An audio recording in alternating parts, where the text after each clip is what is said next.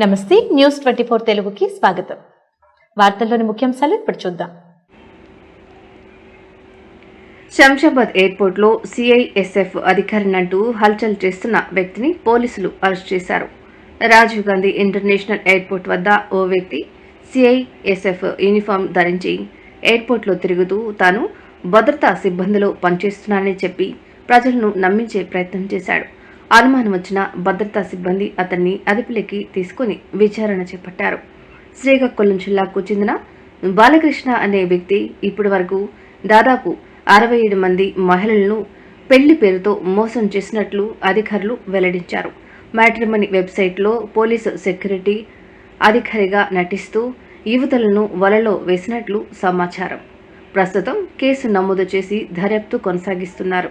ఒక వ్యక్తి సిఎస్ఎఫ్ డ్రెస్సింగ్లో ఉండి ఫోటోలు దిగడము, అక్కడ సస్పీషియస్ మూమెంట్లో తిరుగుతున్నట్టే సిఎస్ఎఫ్ వాళ్ళకి అనుమానం వచ్చి ఎంక్వైరీ చేస్తే వాడికి కావాల్సిన డీటెయిల్గా ఎలాంటివి లేవు వాడి దగ్గర. ఎంక్వైరీ చేస్తే తెలిసింది ఏంటంటే వాడి పేరు బాలకృష్ణ సమన్ అని, ఇంజనీరింగ్ కంప్లీట్ చేసిండు. ఎందు గురించి ఈ విధంగా చేస్తున్నామని తర్వాత మాకు అప్ప చెప్పిన తర్వాత మేము ఎంక్వైరీ చేస్తే వాడు చెప్పిన వర్షన్ ఏంటంటే వాడికి ఆల్రెడీ పెళ్ళయింది, ఒక బేబీ కూడా ఉంది.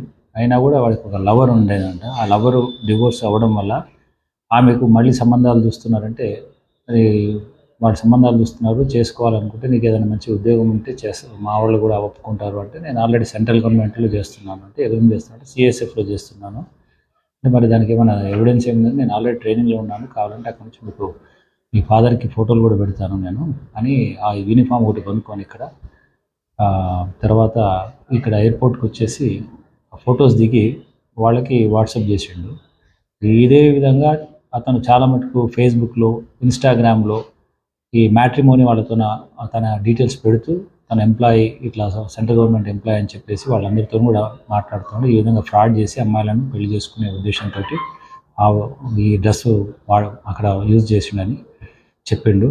దాని బేస్ మీద మేము అతని చట్టపరంగా అన్ని సెక్షన్స్ అప్లై చేస్తూ రిమైండ్ చేస్తున్నాం.